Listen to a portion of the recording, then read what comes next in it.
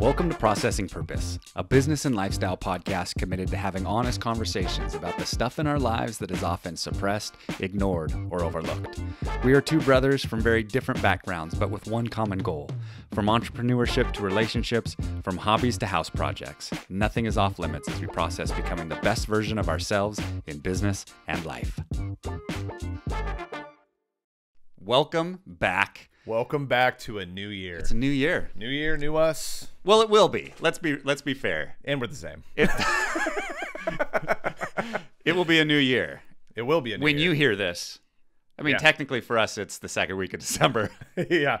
So timing's a little off, but we want to set the stage for a new year, you know, regardless of the timing. I think all of us are excited for the holidays, right? We're going to get through the holidays, whether for you it's a tough holiday season or, you know, just busyness in general. We're all looking for toward the new year. I think around this time is when we start thinking about, you know, what's 2024 going to look like for me? Sure. What do I want that to look like for me? And all relevant right now. Yeah. Yeah. I mean, I think it's a natural time, right? Where people, I don't really like the term resolutions, which is what we're going to talk about today, kind of resolutions and charting a map, a plan for 2024. Yep. I've typically not been that guy, so we'll see where this conversation goes. But gosh, we haven't recorded for us here for a few weeks. What's anything new and exciting going on in your world? No, but a lot that our listeners care about. Yeah, for sure. But I was just going to mention, you know, along the same vein that I read recently, and I shared it with Luke, is mapping your direction so you can swerve in the lanes. I just love the way that's said. Because for me, it frames it in a way that makes you realize that you're really designing your life for fun, excitement, and adventure, right? When we talk about planning resolutions and all that, we can get real serious real fast and or put all this pressure on our businesses, ourselves, and all that. But the truth is, when I think resolution or planning, resolution itself, it's kind of a funny word. I don't know why it's kind of turned into a negative connotation. It feels like for a lot of people, but I think planning is maybe a little bit better.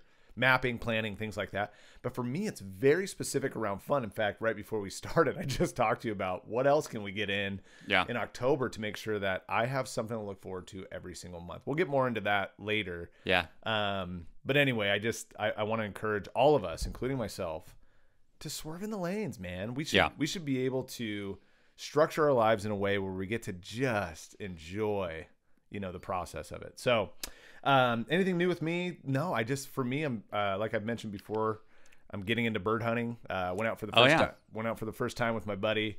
Had a great day, shot no birds. In fact, Did you see birds? Yeah.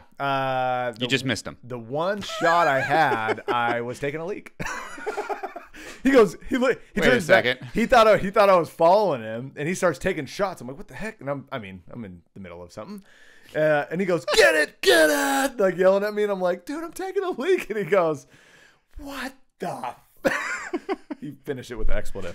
Anyway, so that was my one shot at it. But nevertheless, I've been really getting into it and reading a book by Steve Rinella, who's the meat eater guy, right? Puts on the big show on Netflix and all that. So I'm just taking all of this hunting, survival stuff in right now, and it's filling me up. I really enjoy every bit. I feel like you have asked me a long time ago, this said, if you want to be an authority in anything, you have to ask yourself the question, what do you want to learn the most What do you want to learn? And I can't get enough of it right now. So that's new.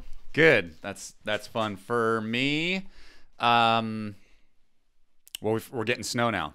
Yeah. Right. Oh, you're probably getting excited, huh? So we got a foot last weekend. We got a foot this most recent weekend. And you know, it's an El Nino year, so we'll see how it plays will it out. stick? You know, the foot that we had a week and a half ago was almost gone when we got this foot this weekend. So we'll see. But that means ski season's in full force, and which means that I'm on the hill coaching. Yep. So my first day up coaching this year was this last weekend, and that's fun. I'm going through.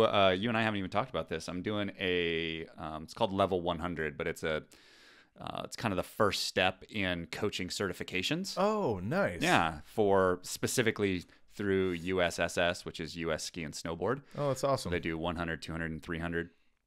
And so, going through, and it's actually been really helpful. Like, I've got a background in racing, and so although none of it's like truly new, but turning it from athlete to coach is definitely new. Sure. And so the material's been really good. You go through stuff like the basic stuff, like you suspect, one of your athletes, got a concussion from when they fell. Like, how are you going to handle it? But it's also stuff like, you're 4 weeks in, you have a new athlete join you. How do you get them into the group? How do you, make them feel like they're a part of it? How do you have, you're dealing with 10, 11, 12-year-old kids, which is the age that I'm working with. Right. How do you open the group up so they accept this new person?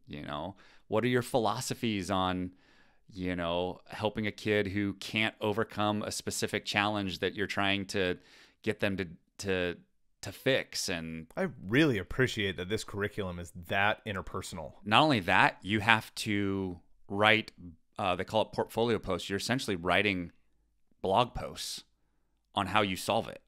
Like, they give you the course content of like, here's some general things that you should be thinking about. Now tell me how you'd solve it. And you have to actually go and write portfolio posts on how you would solve it. And they're evaluated by the course instructor. Wow. Yeah. Wow. And yeah, that's really rich, actually. It's been a lot of fun. Yeah, that's a really rich. And I want everyone to take note here too. Listen, this is just my belief, but once you get to a point of 100% proficiency at whatever you've been doing for so long, right? You love to do it, you enjoy doing it, but once you get to that level of 100% proficiency, the only way to advance yourself beyond that is teaching, coaching, yes, helping others. And then it's wild. Two things happen. One is fulfillment. Two is you end up learning more.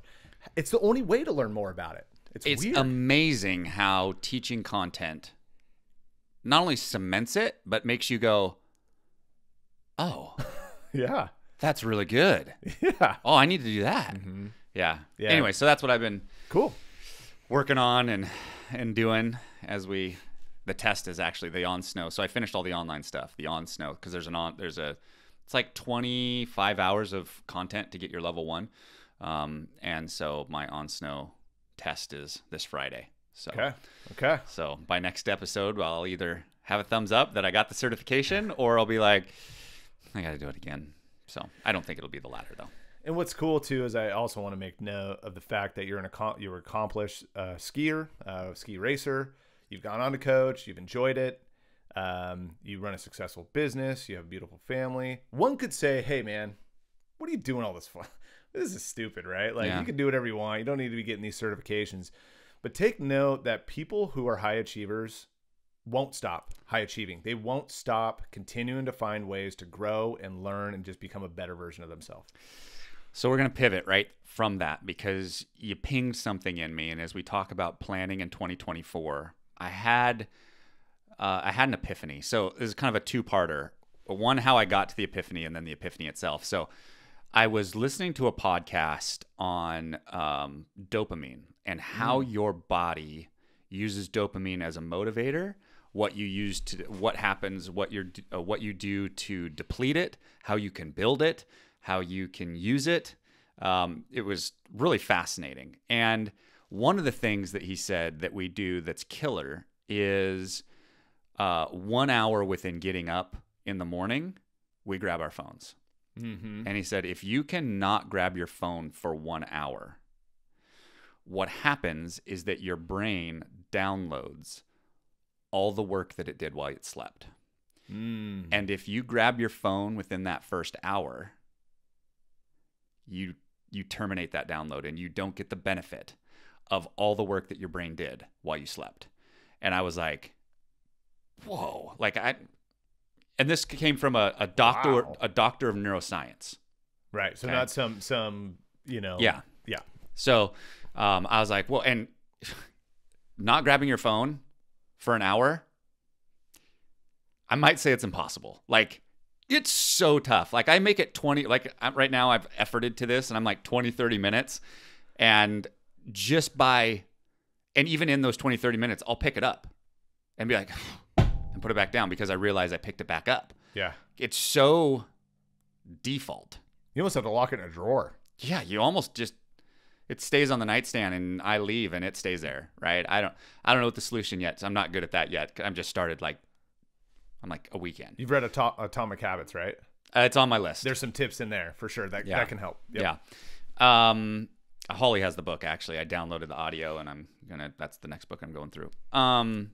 Anyways, so this was what precipitated to this epiphany. So one morning I'm sitting and efforting to not pick up my phone. And so I'm like, okay, let's play this game. And I was like, all right, brain, what did you work on last night that needs to be brought to my consciousness? And one of the things that I ask is, what's enough? Something that just kind of Holly asks out of me. It's kind of a question that kind of runs around like, is it a dollar figure? Is it a power? Is it a certain amount of notoriety or, celebrity? Like what's enough? And we've talked about this before, people would look at our lives and go, dude, you're there. And yet there's this insatiable kind of need to go further, create more. And as I was sitting there one morning, I was drinking a cup of coffee. I was just sitting at the table and I was just kind of going, all right, what do you got for me? And what struck me is that it's not for me. It's not this need for accumulation that drives me. It's not, I need to make more money. I need to have more power. I need to have more celebrity for the sake of having more. But what struck me was, I don't want to have peaked. Oh, because if you peak, the other side of that is going down. If I'm not trying to grow and expand and take more ground, you're going backwards. If you're not growing, you're dying. And all of a sudden, it was just a bit of a reframe for me. Is that it's not it was the wrong question. The question implies that there's a level in which you no longer are in pursuit of it. Right. And that's false. Because if you're not, you're either ripening or rotting. Everything in the universe is either ripening or dying. Theory of decay. Look it up. Yep. And so if you're not in the pursuit of something, you're going backwards. And so it just struck me all of a sudden going, I'm not craving to have more. Do I want more? Yes. Would I like more money and fancier cars and bigger houses and more vacations? Sure. I think all of us on some level would. There's always another level. But I want to be able to just keep growing, to expand, to have new curiosities that I'm chasing, to reach new levels. And if that comes with more income and more influence and more power and more celebrity, great. But I don't think that's why I'm actually chasing it. It's interesting too. I wonder how you'll resolve because you had made the comment. Oh, what did you say before? That growing is taking ground. Yeah. So how do you measure that now, or how will you plan to measure that now, knowing like, okay, well, I always want to grow, but I don't necessarily want to always feel like it means more money in my account. There can be other ways of growing too, but yeah, like that'll be fun to see how you resolve that too and how you start to measure those things. Yeah. What's interesting is that it's not the answer, but part of the answer is this level 100 certification for me. Sure. It comes with no more money. Yep. And it doesn't mean anything. Yeah. Other than it means I accomplished something. Right. And that I expanded my ability to give my kids, not just my kids, my athletes, better. And there's a direct correlation between fulfillment and accomplishment. There is. Even if it's small, you guys, even if it's incremental in your life, you look back and go, did that really make the difference or the shift in my life? Kind of doesn't matter. I mean, just little accomplishments along the way build up. And I think that harkens back to our other episodes on the journey and the process. It is about the growing, the journey, the expanding, the learning, the becoming. It's not about the destination, because if you arrive, that means that the only way to go is backwards. And wouldn't you also argue, I know you're a big research guy, wouldn't you also argue when it comes to stuff, right? The things that we consume and we use and we love, the fun's in the research and in finding out what works. And once you get it, it's awesome, right? You're like, oh, this is sick. I love it. But then it doesn't take very long for you to put it in the corner, go back to what you were doing, right? And but point is like the journey of actually getting the thing is the fun and the excitement. So not surprised. Yeah. So as far as looking ahead, as it dovetails with today's topic, like I'm going to start thinking of it in terms of what mountain am I climbing? You know, what goal am I pursuing, more so than just I need more. You know, it's just a bit of a reframe. So on this topic of resolutions, how do you view it? Do you set resolutions each year? What do? Do you do an annual planning for business and personal life? Yeah, so as you all know, as you know well, I'm a wing it guy. Yeah. So I don't of a cowboy. Yeah, I don't do a lot of resolutions, never have, never will. Along the same vein as to why I ask people when I meet them, I ask what they do for fun. I don't ask what they do for work. I'm a hustler.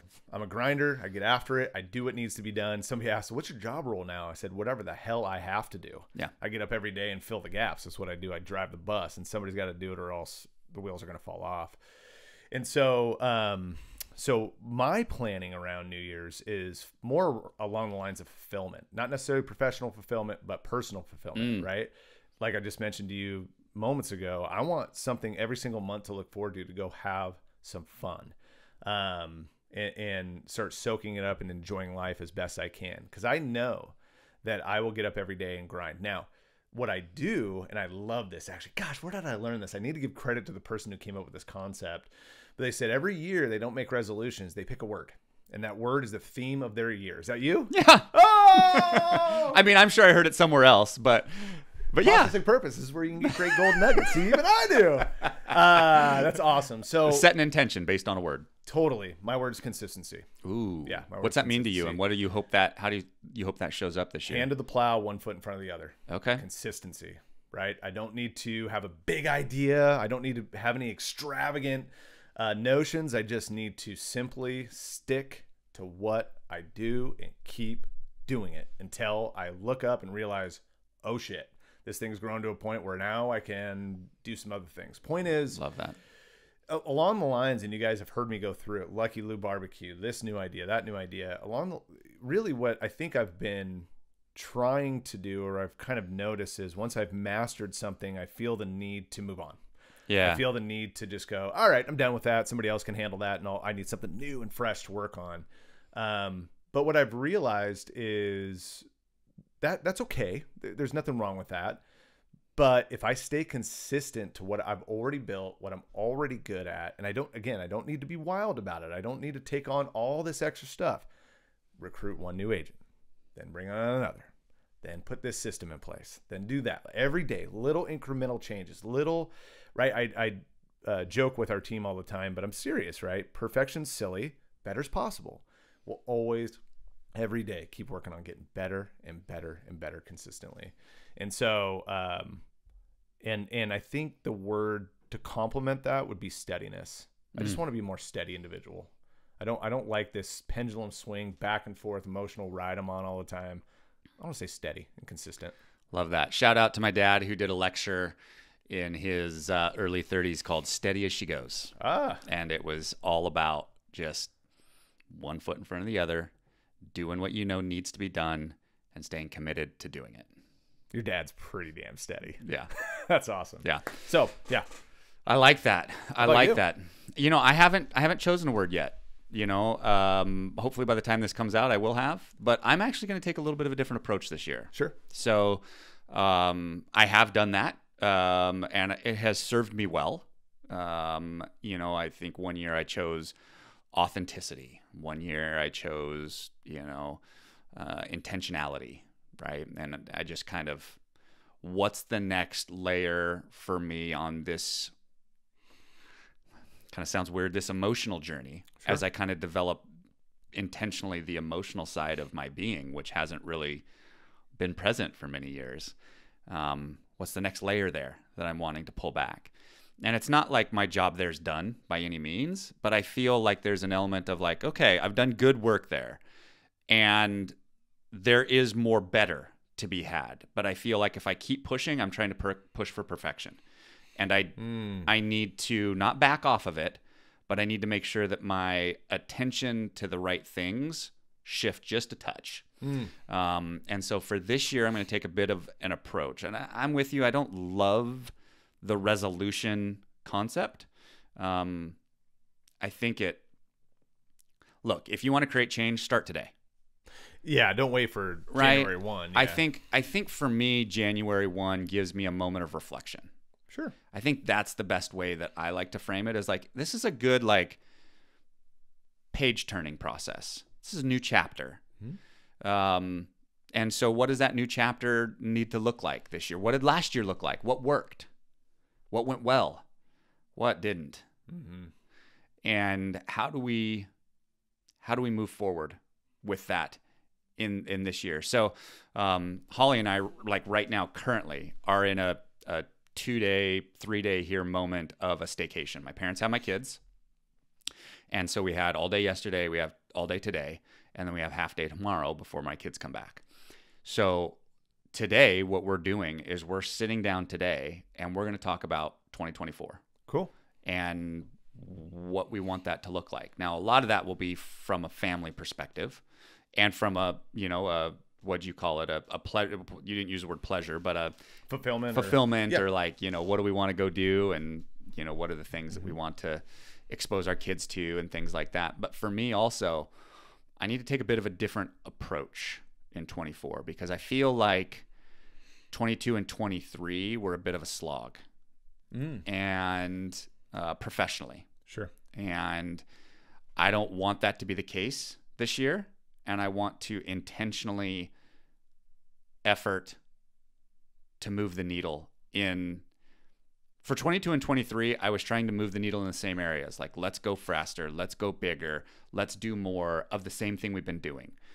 And it was met with resistance. And so I'm going to pivot a bit for 24. And we've talked about this. I've mentioned that I've got a couple plays that we're running. That's all part of this equation. I'm sure there'll be more as that comes out and launches.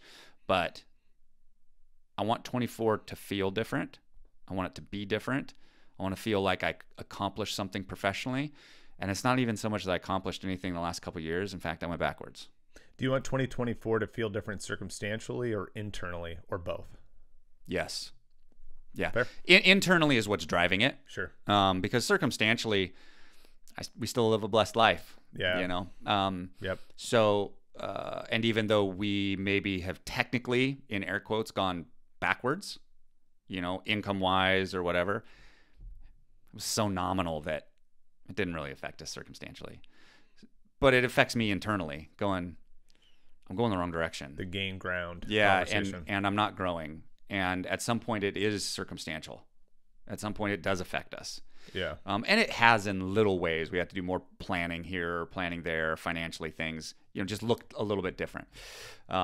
Which actually, I've actually found can be healthy too, to have those checkpoints. 100%. To go, okay, we really need to pay attention to what we're doing. Yeah, we're blowing money on we're stuff. spending how much at Costco? Yeah. Exactly. Okay, let's think about how much we're actually spending at Costco, and let's try and stay within that. And then you start paying attention to how much food your kids are freaking putting in the garbage, which drives me crazy.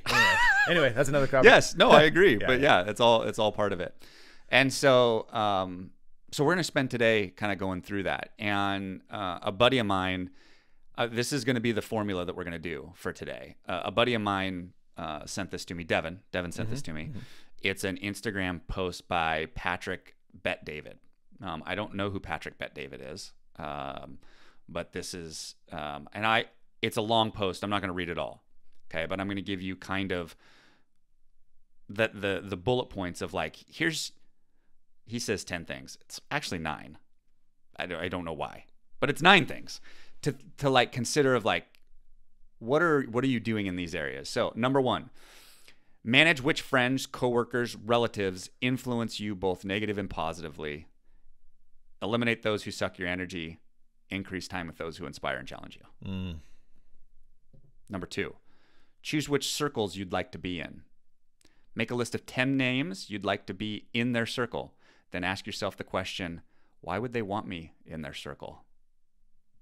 If you don't have a strong argument, fix it. Man, I feel like we have such a strong circle. Question 3, choose to recreate yourself. This is the one that smacked me in the head. One of the most annoying aspects of recreating yourself is accepting the fact that the current you isn't good enough for the next level.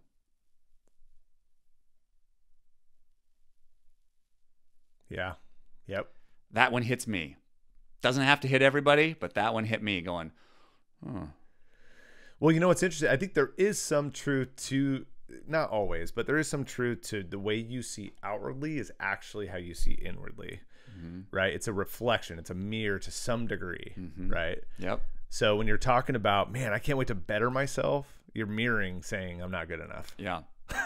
Yeah. Yeah. So you're not good enough. So what issues kept appearing? Excuses, same approach to conflicts, overreaction, underreaction, blame, skill set. Like, what are our blind spots? What are the things that we're like, God, I do that? And we say things that we shouldn't say. I do that every single time. Well, number 1, stop saying that. But, yeah, you know, how are you going to recreate yourself? Number 4, be overly prepared for 2024.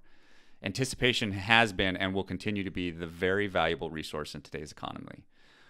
Anticipate both opportunities and crisis for 2024. Those who succeed will do so. Number 5, drop 2 things you eat that is killing you. I just had McDonald's on the way here. And no joke, out of my mouth after I got it was, I love McDonald's. Yes. Need to stop saying that. I love it. I love it. But he has a whole thing here. But whether it's cigarettes, vaping, candy, chocolate, sweets, soda, bread, whatever your weakness is, drop a thing or 2. And I want to remind everybody too that, never mind. Keep going. Yeah. Number 6, work on your faith. That's a big one for me. Yep. And obviously, you know, that's going to mean different things for different people. You know, discipline, confidence, decreasing the dumb decisions that you make. You know what faith really helps for me? It helps with uncertainty. It helps me understand that I'm not in full control, and that's okay. Yeah. And that's okay. I think a lot of people get stressed out about circumstances or uncertainty. It's a lack of faith usually. I think people are afraid and embarrassed to talk about it. Their faith? Yeah.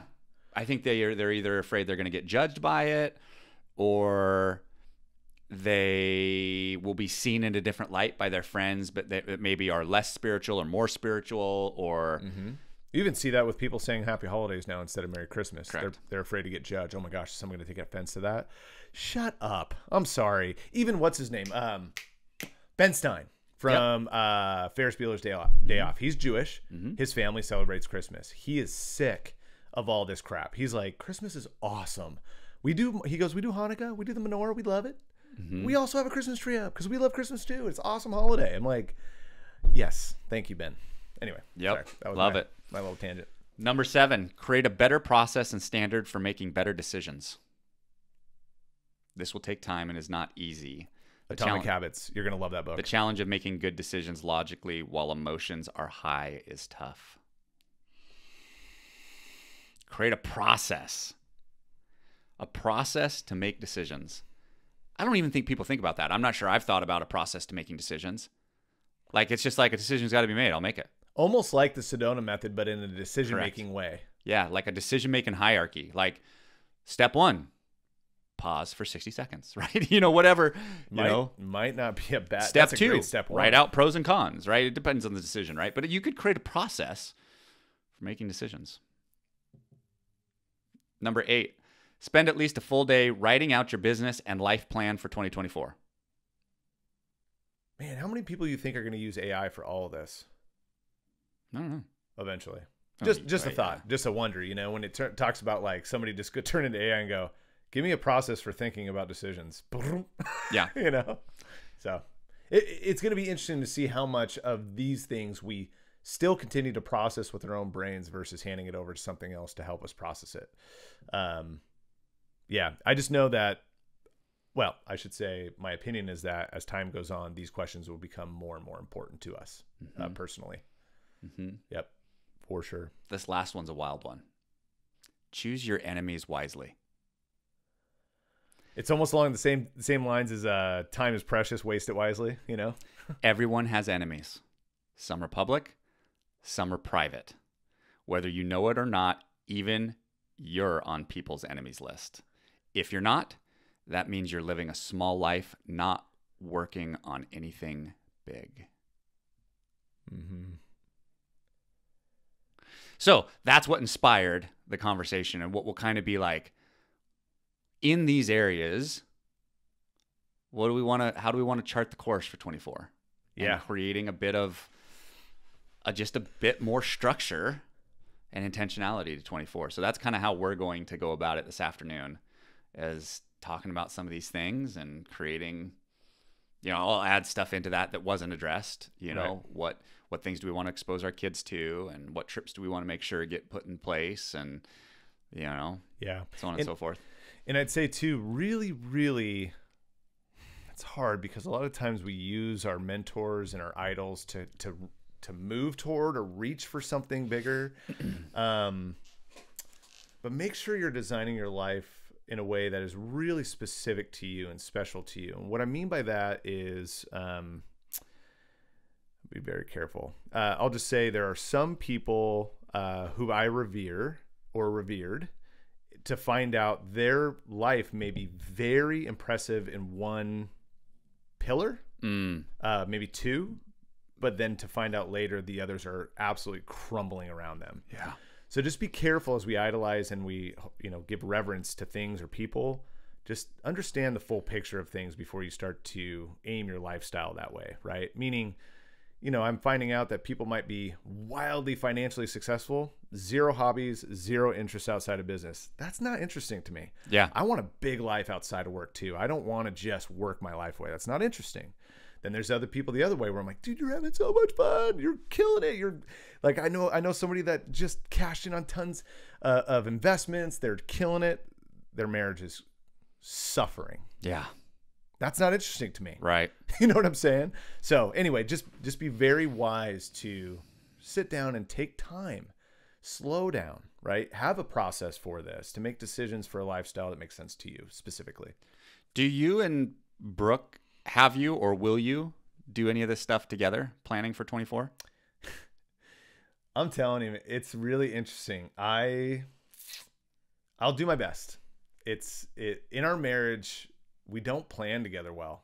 We execute together well. We don't plan together well. I've efforted many times. How does that show up?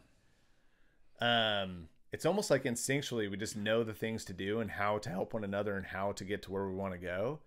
But we also, in some weird way, we live out the fact that results come from doing, not thinking and planning. And so we're just doers, whether or not we learn the hard way sometimes and run into problems and fix them and go. But I think for now, the way that I'm, covering the overarching elements of our life and our family and everything else, and she's handed the plow, dealing with some of more of the nitty gritty details of the day, it works. We're a pretty damn good team. But we've never done it.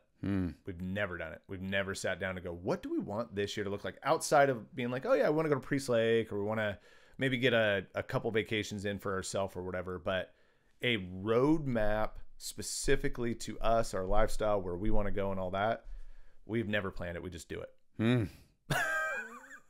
And somehow, some way, Luke, I feel incredibly blessed, but we've just stood on solid ground the whole time.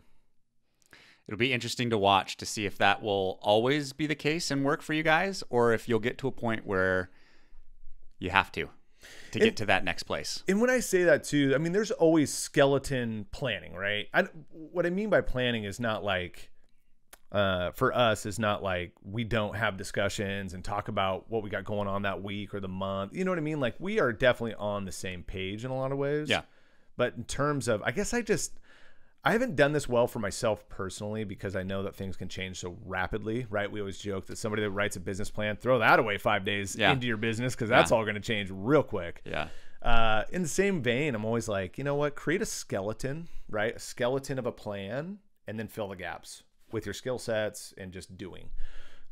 It's worked for us, but yeah, great question. Will we have to become more intentional with that? Or the bigger question for me, Luke, honestly, is if we were more intentional about that, what else could be accomplished? And that is a really good question. Is what, where would we have been? What could we have accomplished by this point? Or what could we accomplish going forward if we are? Let me ask you this question. You're going to be blown by this, dude. It's good. This is going to haunt you.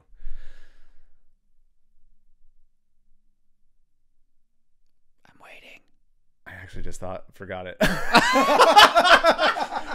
Oh my gosh. Oh, that was the biggest build-up. That was so anticlimactic. We just lost all of our listeners right there. Oh, what was it? I feel terrible. I totally just lost it. Oh my gosh. That's bad. Anyways, moving on. Resolutions. Oh, jeez. That was terrible. If we edited this show, this would be one of those moments where we edit this section out and go like, oh, that's what the question was. Because it'll come to you. It'll come to you. Eventually, I'll bring it back up later if I could think about it. But no. What else could be accomplished is a big one. I mean, that's probably what. Oh, no. That's what it was. Yes. Yeah, I got it back. Okay, now you guys got to see real-time stuff. I'm red in the face and everything else. Oh. No, I lost it again. Oh, my gosh. What is wrong with my brain?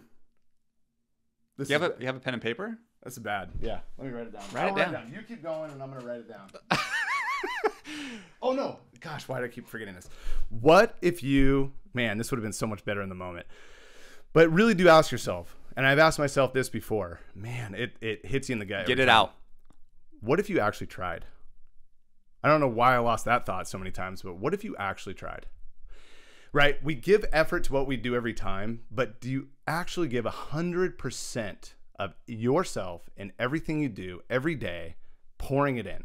And if we were really honest with ourselves, and I don't mean try like give any effort at all. I mean try as 100% all in intention.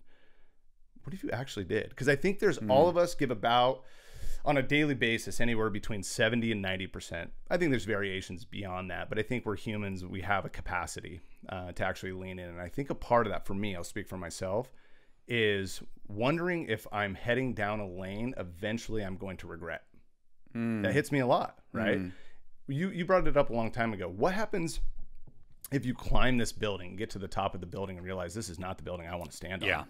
Right? That keeps me at bay a little bit from fully going in 110% most days. And so I asked myself a question a while ago. What if I really tried? Not just tried on a 70% basis, but all freaking in. What would it look like? So I pair that with, what if we planned this out and actually had, some markers to aim toward instead of just going, here's a skeleton, let's fill the gaps. So. Well, I think there's a bit of a misnomer there on some level. I've heard people say, look, I'm either all in or all out. Like I can't halfway things.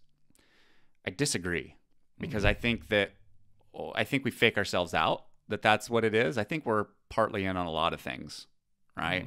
I think we're partly in on the sports teams that we watch. Some people are like, no, I'm all in. Okay. Yeah. I think there's areas that we're all in.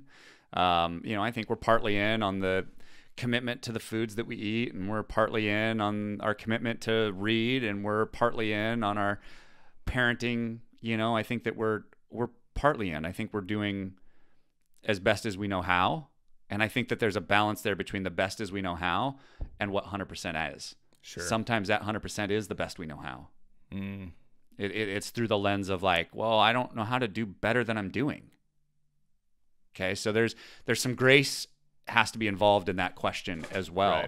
Because I'm not sure that it's realistic. Because if you gave 100%, like legit 100%, that means that something else is suffering. Because you can't give 100% to everything. That's not possible. No, it's not. So there has to be a balance of like, okay, I'm going to give in this moment for the next 30 minutes 100% to this. I think I do that. For the next hour, I have to write this blog post. I'm going to give 100% to this for the next hour. I'm putting headphones in. I'm turning notifications off. I'm turning my phone off. I'm going to give 100% for the next hour. and then I come back out, because you can't give 100%. Otherwise, you'll be zapped. Well, maybe it's more in a state of flow than it is giving 100%, right? Okay. Like when we say 100%, you're right. That's a subjective measurement. Who knows, right? You can get up and be like, I give 100% today, and you could be looking at the person being like, you gave 50%. That sucked. So yeah, I love that. And everybody's 100% is going to be different, right? So it got to be tough judging. The only one that really knows whether or not you gave it all is you. Right. So it doesn't matter what somebody else does, nor does it matter what you think somebody else is doing. Right. They're the one that has to really determine the effort. Right. So probably finding a way to get into a state of flow as often as you can is probably the best way to execute and just be as consistently productive as you can. How do you get into a state of flow? Well, the implications that you can manufacture it, and I don't know that I'm good enough to say that I can. Like, I can just create a state of flow. Like, for me, flow comes from the activity that I'm on. There has to be an alignment with the headspace. There has to be an alignment with interest. There has to be an alignment with knowing that the work that I'm doing is taking ground, like I'm growing and whatever it is. If all these things line up, and I'm sure there's other things that, that's just what came to me off the top of my head, but when all those things line up, that's when I'll find flow. Flow is when time flies, right? You're like, I've been working on this for 2.5 hours. It feels like it's been 20 minutes. It's almost like you go into tunnel vision. Yeah, that's a flow state. And it doesn't happen very often to me. And I don't know how to manufacture it. But when it does happen, it's usually pretty obvious why it happened. It was like, I was having fun. I was feeling productive. I was in a good headspace. I had great energy. So, I mean, what does it take to do those things? Well, you got to get good sleep. You got to eat the right things, right? There's so many factors, I think, to really find yourself in flow for me, that it's like, it's kind of a bottom-up approach. Sure. It's not just a, how can I create flow? And to be fair, I'm not sure I'm the right one to ask that question, because I'm not sure I've been in a state of flow for a while. I haven't loved what I've been doing, and we've talked about this. So I need to make some changes. I want to have more impact and influence and feel like I'm being the most productive version of myself, and some changes need to happen. Love that. I actually wondered if you'd ever thought about writing a book.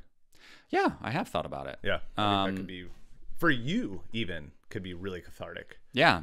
I've thought about it. If I write books, I think they're going to be like, what would be it would be a genre that you don't see very often, and I'm trying to just make up the drama. It almost the genre. It'd almost be like a fictional documentary.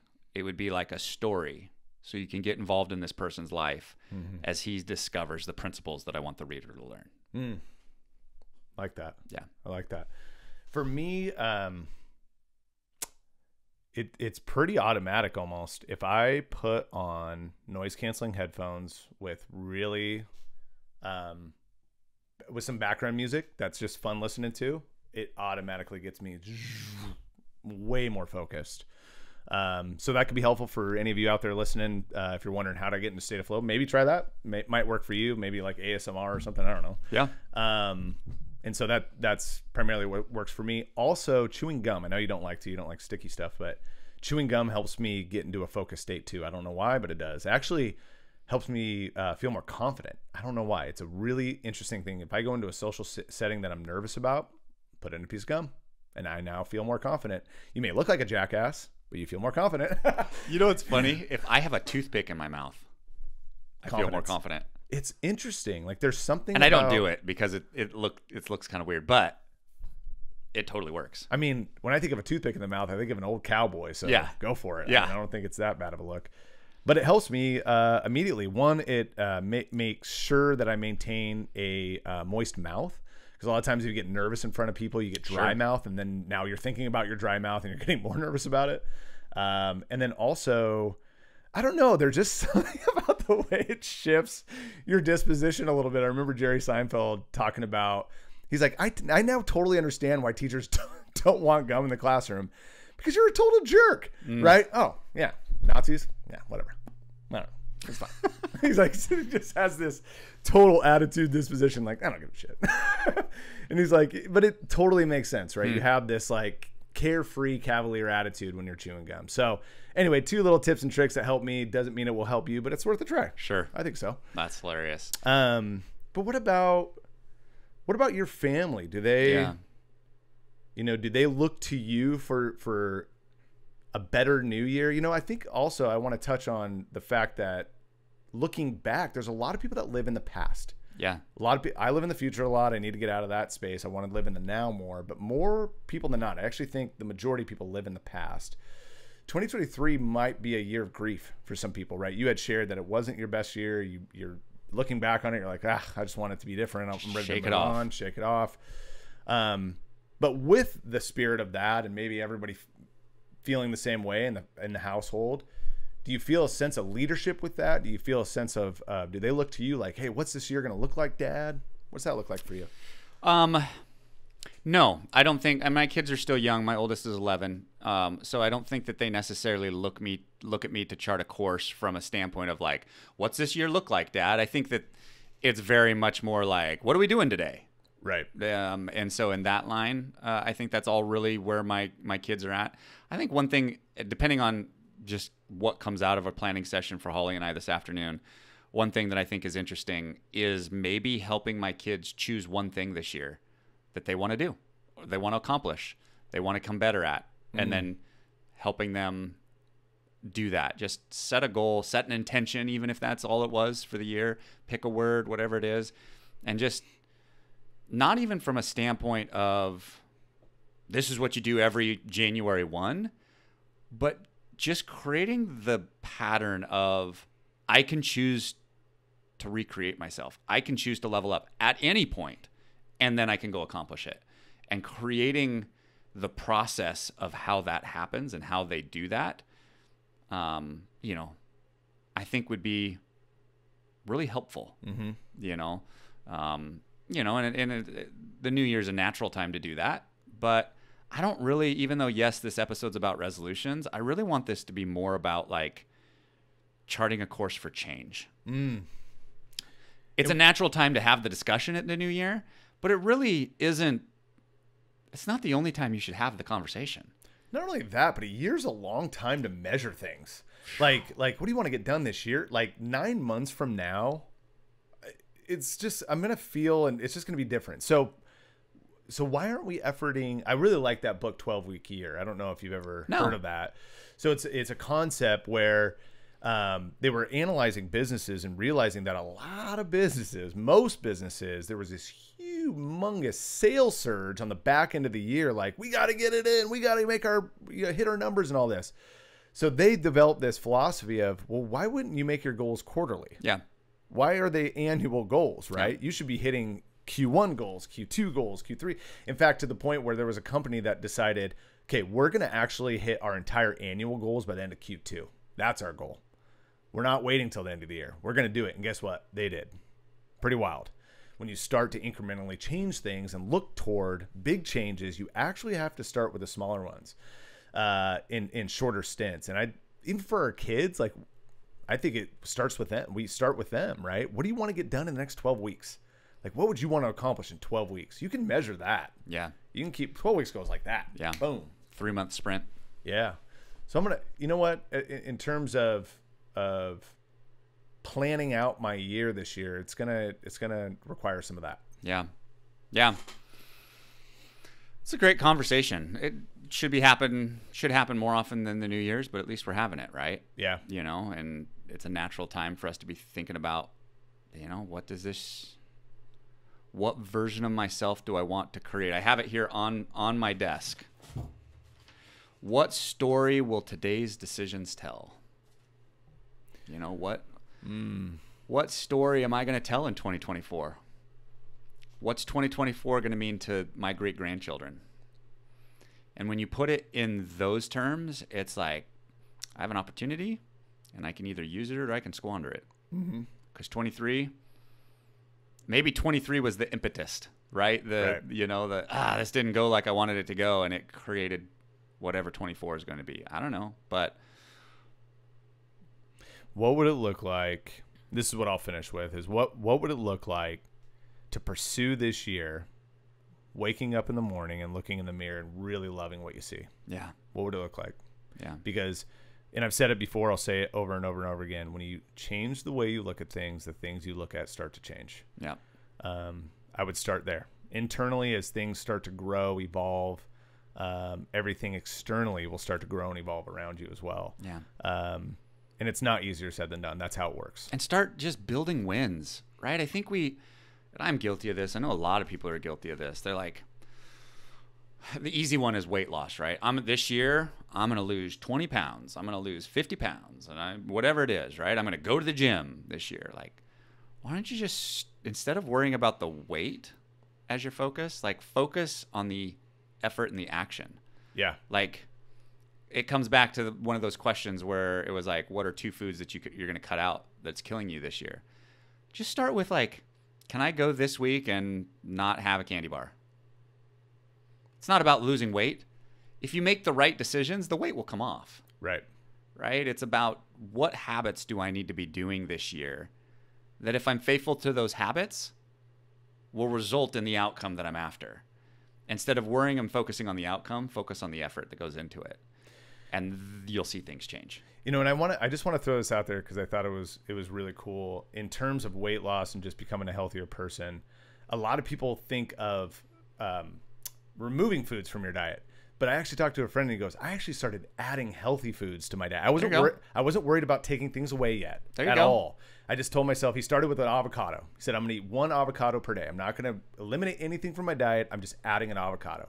Well, of course, those micronutrients and the satiation of I think that's a word, of those micronutrients in your body will actually help you not eat the sugary crap. Stop craving the other things. Your cravings go away. Yeah. So maybe try that too, right? Maybe take a candy bar out, maybe add something in at the same time. So just food for thought. So good. Yep. So good. Thanks for processing this all. Yeah. And hopefully this was helpful to somebody as they think about what's this year going to look like? What's this new version of myself I'm going to create? Yeah. And as you saw today, the flubs, you don't have to be perfect. No, you do really not have don't. to be perfect. You just got to get better. You just got to be better, right? We can all be better. Yeah. I believe in that. Speaking of getting better, before we go here, what kind of changes do we want to make to processing purpose? Oh, yeah. We almost forgot to talk about that. In 24. Yep. We're going to make some really cool changes, I think. So we're actually going to change the setting, the environment. Well, yep. I actually think I want to talk about that next podcast and how the environment can reshape a lot of things for you, triggers, everything else that might be bringing you down, might be environment. Not to say that this is creating this for us. It just means change of environment can really improve things sometimes. Yeah.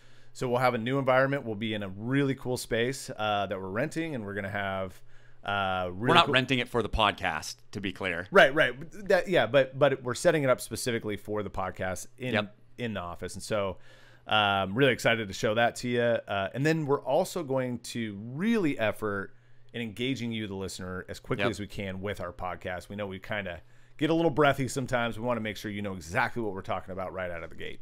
Yep.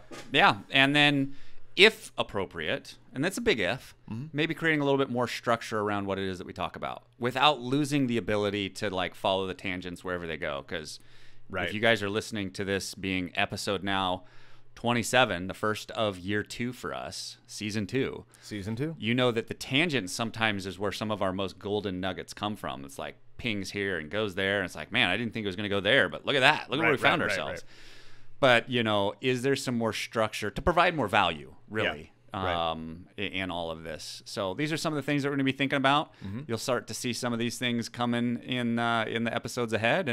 And hopefully, you know, if you have ideas that could make this better for you, the listener, send us a message. Let us know.